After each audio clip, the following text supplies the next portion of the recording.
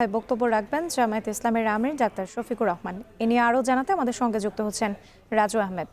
রাজু, জনসভায় বক্তব্য রাখার কথা রয়েছে জামায়াত ইসলামের আমির ডাক্তার শফিকুর রহমানের। তিনি কখন নাগাদ বক্তব্য রাখবেন এবং একই সাথে জানতে চাই সমাবেশের নেতাকর্মীরা আসতে শুরু করেছেন কিনা, কখন নাগাদ তারা কি বলেছেন আসলে এই বিষয় নিয়ে।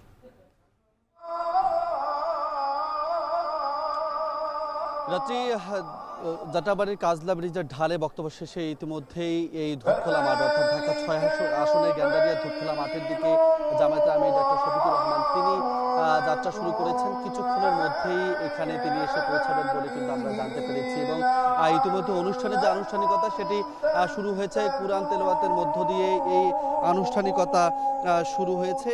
এখন পর্যন্ত এই কুরআন তেলাওয়াতের যে কার্যক্রম সেটি মূলত চলছে।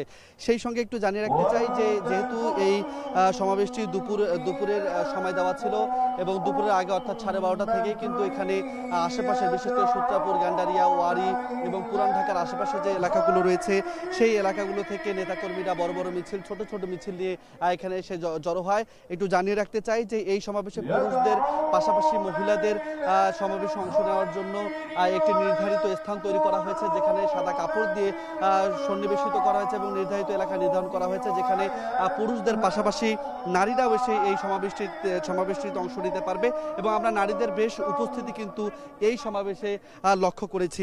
সেই সঙ্গে যদি জানাতে চাই যে এই অর্থাৎ ঢাকা ৬ আসনের এমপি প্রার্থী অর্থাৎ 11 দলীয় জোটের যে প্রার্থী মোহাম্মদ আব্দুল মান্নান তিনি সকাল থেকেই এই সমাবেশস্থলে ছিলেন। আশেপাশের নেতাদের নিয়ে তিনি সমন্বয় করেছেন এবং খুব সম্ভবত কিছুক্ষণের মধ্যেই মূলত এখানে জামায়াতের আমির ডাক্তার শফিকুর রহমান তিনি এসে প্রবেশ করবেন।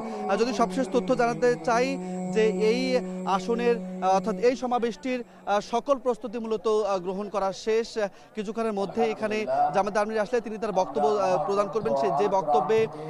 যে বক্তব্যে মূলত এই অর্থাৎ এই পুরান ঢাকা যেহেতু জীবনমানের একদম তলানিতে বসবাস করে এখানকার বাসিন্দারা, গিঞ্জি পরিবেশ অর্থাৎ উন্নত আবাসন ব্যবস্থা সহ যে সমস্যাগুলো রয়েছে সেই সমস্যাগুলো নিয়ে জামায়াত আমির কথা বলবেন এমন প্রত্যাশায় কিন্তু এখানকার স্থানীয় নেতাকর্মী এবং ভোটাররা প্রত্যাশা করছেন এবং এই সমাবেশটি পরে কিন্তু আলিয়া মাদ্রাসা মাঠে জামায়াত আমির যাবেন, সেখানে তিনি বক্তব্য রাখবেন। রাত্রি এই ছিল আসলে এখন পর্যন্ত আমার কাছে সবশেষ।